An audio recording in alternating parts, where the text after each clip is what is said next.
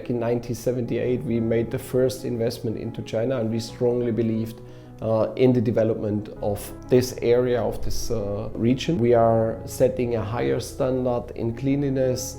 We are setting more requirements on precise, high precision machineries.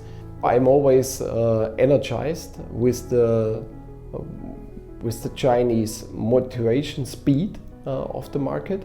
This brings us definitely forward, and it's challenging. The demand on speed is very, very high.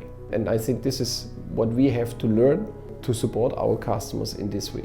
你能够感受到政府其实它在很努力的来让我们在常州这个地方很好的发展。你可以看到流程的决策的便捷方面，以及真正的落实到具体行动上面的有求必应。